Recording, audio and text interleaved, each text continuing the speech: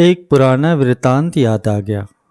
हमारे श्री श्री 108 श्री पंचम पातशाही गुरु महाराज जी लखनऊ में कृपा फरमाई तो लखनऊ के अंदर एक प्रेमी परिवार रहता था, जिसमें भक्तानी तो बहुत ही प्रेमन थी।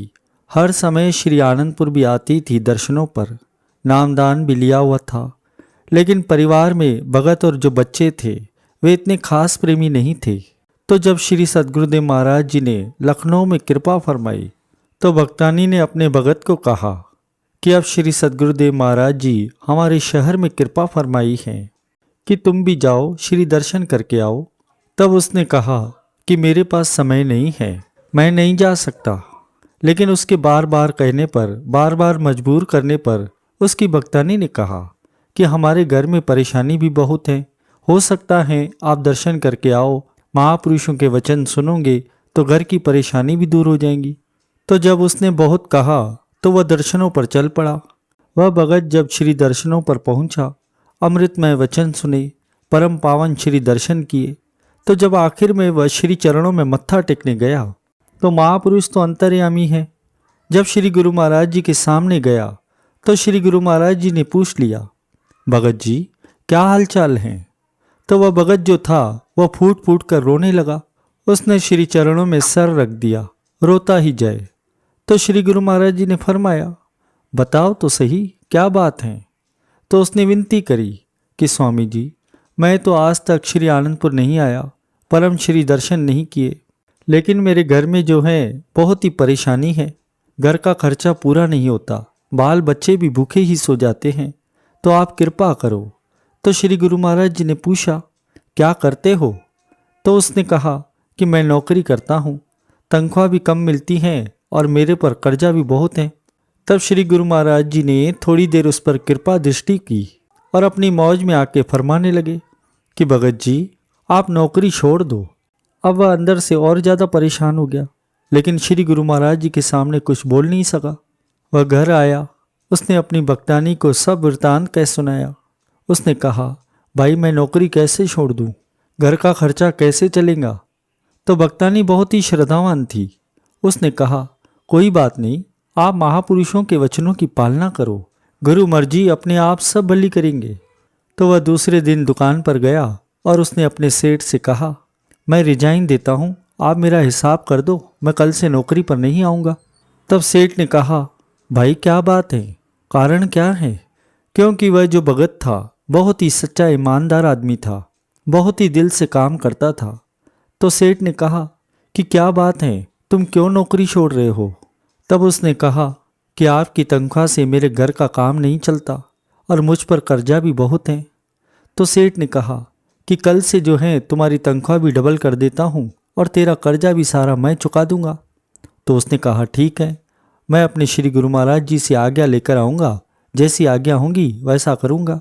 घर आकर उसने फिर भक्तानी से सब बात की और अगले दिन फिर श्री चरणों में पहुंचा और उसने सब वृतांत जो हैं श्री चरणों में कह सुनाया। तो श्री गुरु महाराज जी ने फरमाया कि ठीक है, तुम अपनी नौकरी भी करो और साथ में नाम और भक्ति की कमाई भी किया करो। उसने कहा, महाराज मैंने तो नाम नहीं लिया हुआ। तो श्री गुरु महाराज जी ने उसे नाम की दीक्षा भी दी और उसे ये वचन फरमाए कि नाम और भक्ति की कमाई किया करो, साथ साथ नौकरी भी करो, तुम्हारे सारे कार्य सफल होंगे, लोग भी सुखी होगा और परलोक भी सुहेला बनेगा। गुरु आज्ञा दृढ़ कर जो गुरु मत से जो चाल, रोम रोम गुरु को रटे सो शीश हुए नियाल। सो गुरुमुखों, हमारा भी यही कर्तव्य है कि हम महापुरुषों की चरण शरण में आए हैं। जो महापुरुषों ने हमारे लिए आसान से जो नियम बनाए हैं, हम उनकी परिपालना करें। और नित्य प्रति 2 घंटे भजन के लिए हमको जो प्रेरित किया जाता है, तो हमारा भी यही कर्तव्य है कि नित्य नियम से 24 घंटे के अंदर 2 घंटे भजन अवश्य करें। चाहे 4 बार में करें, 2 बार में करें या 1 बार में करें, लेकिन 2 घंटे भजन करना हर एक गुरुमुख के लिए अनिवार्य है। यदि हम महापुरुषों के वचनों के अनुसार अपने जीवन को चलाएंगे, हम विचार करें कि हम सब गुरुमुख कितने ही भाग्यशाली जीव हैं, जो कि आज संसार के अंदर हर तरफ काल और माया की अग्नि प्रज्वलित हो रही है। वहाँ हम गुरुमुख के लिए अपने श्री परमहंस दयाल जी, जो कि स्वयं पार ब्रह्म परमेश्वर का अवतार है, इस धराधाम पर सृष्टि पर अवतरित होकर के ऐसे श्री आनंदपुर धाम की रचना रचाई और हम गुरुमुखों को अपने चरणों की शीतल सुखद छत्रछाया में बिठा करके हमें काल और माया से सुरक्षित किया। ये महापुरुषों की हम जीवों पर कितनी ही अनंत अनंत कृपाएं हैं, और जो कि इस समय हमारे हाजरा हजूर श्री सद्गुरुदेव महाराज जी हमारे सम्मुख विराजमान होकर के अपने श्री चरणों की शीतल सुखद छाया में बिठला करके हमें इन सब बंधनों से आजाद करके सुरक्षित अपने चरणों की छत्र छाया प्रदान की है। ये हमारे श्री सद्गुरुदेव महाराज जी की असीम कृपा है कि हर समय हमें अपने पावन श्री दर्शनों से, आशीर्वादों से और अपने परम पावन श्री वचनों से हमें हर समय सुजाग करते रहते हैं, ताकि हम गुरुमुख जन इस काल और माया से सुरक्षित रह करके अपनी जीवात्मा का कल्याण कर सके। ये महापुरुषों के हम जीवों पर अनंत अनंत उपकार हैं, और इन उपकारों के लिए ये दास अपनी तरफ से और आप सभी गुरुमुखों की तरफ से अपने श्री सद्गुरुदेव महाराज जी के श्री पावन श्री चरण कमलों में कोटन कोट आभार व्यक्त करते हुए वंदन करता है।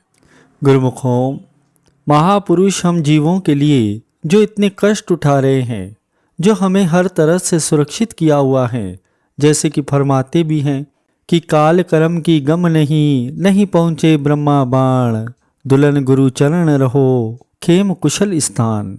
महापुरुषों ने हमें अपनी चरण शरण देकर के ऐसा स्थान प्रदान किया है जहाँ पर हम हर तरह से सुरक्षित हैं।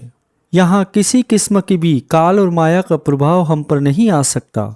यह ऐसा सुरक्षित दायरा है, लेकिन हम गुरुमुख पर जो महापुरुष इतनी अपनी असीम कृपा कर रहे हैं, तो हमारा भी कुछ कर्तव्य बनता है।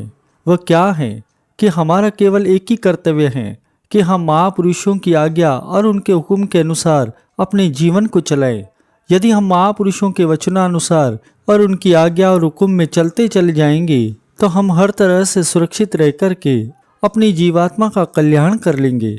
जैसा कि वाणी के वचन भी हैं कि गुरु के गृह सेवक जो रहे, गुरु की आज्ञा मन में सहे, आपस को करु कुछ न जनावे, हर हर नाम हृदय सद दावे, मन बेचे सतगुरु के पास, तिस सेवक के कारज रास, सेवा करत होय निष्कामी, तिको होत प्रापत स्वामी। महापुरुष कितनी ही प्यार भरी वाणी में फरमाते हैं कि हम जब गुरु दरबार के सेवक बन गए हैं, गुरु दरबार की चरण शरण में आ गए हैं, तो हमारा क्या कर्तव्य है कि गुरु के गृह सेवक जो रहें, गुरु की आज्ञा मन में सहे, कि महापुरुषों की आज्ञा को अपने मन के अंदर धारण करें, आपस को करु कछ न जनावे, हमेशा नम्रता भाव से, दीनता से महापुरुषों के वचनों की पालना करें, कभी भी दिल के अंदर अहम भाव न आए, हर हर नाम हृदय सद दावे, हमेशा मन के अंदर मालिक के नाम का सिमरन चलता रहे। कहते मन बेचे सतगुरु के पास, तिस सेवक के कारज रास। जो अपने मन को सत्पुरुषों के हवाले कर देता है, महापुरुषों के वचनों को शिरोधार्य कर लेता है, उस जीव के सब कार्य सफल हो जाते हैं, संसार के भी और जीवात्मा के भी। सेवा करत होय नेकामी, कि जो निष्काम भाव से श्री दरबार की सेवा करता है, तिसको होत प्राप्त स्वामी। उसी को महापुरुषों की चरण शरण प्राप्त होती है। यह सारा कार्य भी उनकी अपनी कृपा से ही होता है। और हम तो अनुभव करके देखें कि हम गुरुमुखों पर अपने श्री सद्गुरुदेव महाराज जी की कितनी असीम कृपा है, जो हमें अपनी चरण शरण में लेकर के महापुरुषों ने वह सत्य वस्तु नाम की दीक्षा प्रदान कर दी, सत्य मार्ग भी दर्शा दिया, और सत्य वस्तु नाम और भक्ति की कमाई के लिए सब साधन भी जुटा दिए। महापुरुषों ने तो हम जीवों के लिए बहुत ही विशाल कृपा की है। अब हम गुरुमुख केवल और केवल हम महापुरुषों के वचनों के अनुसार उनकी आज्ञा और हुक्म में अगर चलते जाएंगे, अपने श्री सद्गुरुदेव महाराज जी भी आम तौर पर अपने वचनों में ही फरमाते भी हैं कि आज्ञा के समान इस दरबार के अंदर और कोई भी कार्य नहीं है। जो गुरुमुख महापुरुषों की आज्ञा को शिरोधार्य कर लेता है, वही महापुरुषों की प्रसन्नता को हासिल कर लेता है। उनकी प्रसन्नता को क्या, उनको स्वयं को हासिल कर लेता है।